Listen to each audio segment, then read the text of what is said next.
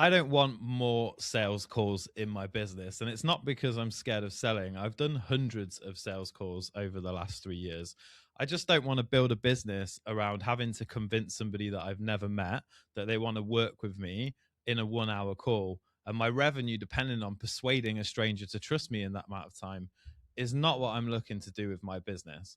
Now, I'm not saying I don't speak to anybody. Of course, I still speak to people who opt in or ask for my help, but I'm finished with manufacturing sales conversations, and I haven't even done one since the end of 2025. In fact, from January, all of my sales calls, coffee calls, and everything else have become a thing of the past. So let me explain a bit more about what I actually do and how it works. I started doing a lot of sales calls at the beginning of 2025, and I followed that process where I would send DMs, qualify people through the DMs, try and find pain points, and then lead them towards a 15-minute call where we can figure out if what I do can help them. So that 15-minute call would happen, and then I would get them onto a 1 hour sales call with the aim of closing them onto my high ticket program, which at the time was $8,000.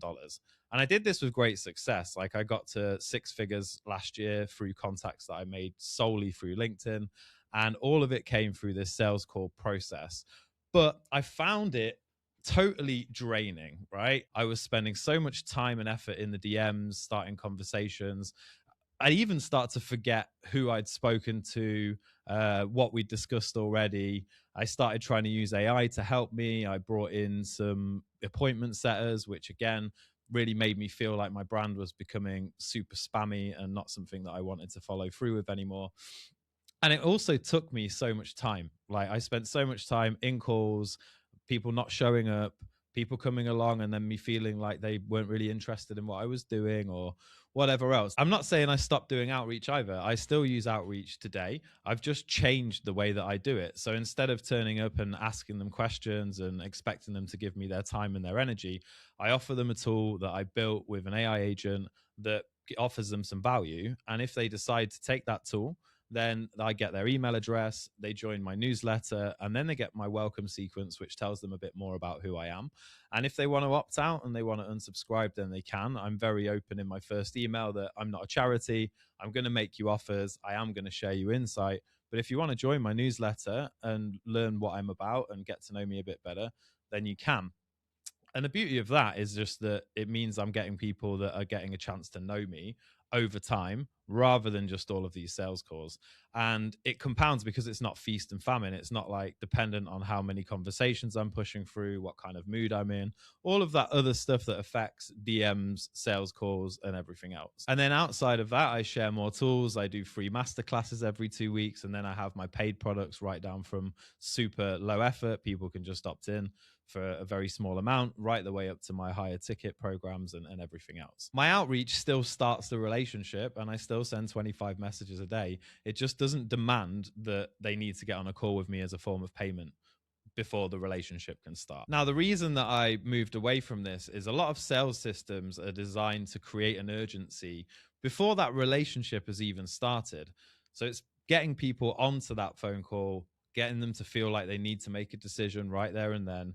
And it doesn't really allow for that know, like, and trust to build up. A sales process like that is usually a connection request, some messages that start to try and build rapport, an offer of a sales call, and then you're trying to squeeze trust, familiarity, engagement in what you're doing in a very, very short period of time. A sales call really shouldn't be the place where somebody discovers for the first time how you think. They should have already figured this out before they even have a conversation with you. And they want to know that you're the guy they're going to work with before they even get on that call. Like, I didn't want to be someone who has to learn how to overcome objections on the fly based on a script that I've picked up and learned over time, when I could have just done better marketing that would overcome those objections without me having to spend hours and hours on sales calls with people. And it just feels so much better. So how does it work is the business I'm building requires several levels of commitment. The first step might be that they liked a video or a post and maybe commented underneath to get whatever I said I would offer in that particular post. And that would usually be one of my tools, lead magnets, or my newsletter. Then once they're in my newsletter, I will offer them something that is a slightly higher commitment. Maybe it's one of my $100 workshops. Maybe it's my $250 intensive, where they can come along and spend 2 hours, and I'll talk them through anything related to their brand, their system, so that they can start getting ahead and apply things straight away. And each one of these is asking for a slightly bigger commitment. It's not going from like a DM to an $8,000 request, which just makes a huge difference to how many people convert when they get to that stage. That just means by the time we talk, I don't have to perform my expertise and try and show them how good I am at what I do. They already know because they've seen it, they've been through my process. They know exactly what I'm going to help them implement in their business because they've seen it in mine. And part of it is that we didn't become experts or run our businesses to become a salesperson. Like, that was not our idea. We wanted to build something that's sustainable, but also compounds over time. The beginning of every month should not be restarting from zero, starting lots of new conversations that are going to go through this long process where you're trying to get them towards that 1 hour call. It should be compounding, and people are learning more about you, trusting you more through your content, your videos, your resources, your offers, your cheaper offers, your more expensive offers. All of this should be aligned, pointing towards one thing. Imagine if you had this body of work that you keep creating, and it's you building trust with people while you're not even online. And then after it builds that trust with people, they start to look into your products. They start to buy the things that you're creating because you've got time to create things because you're not on sales calls all day.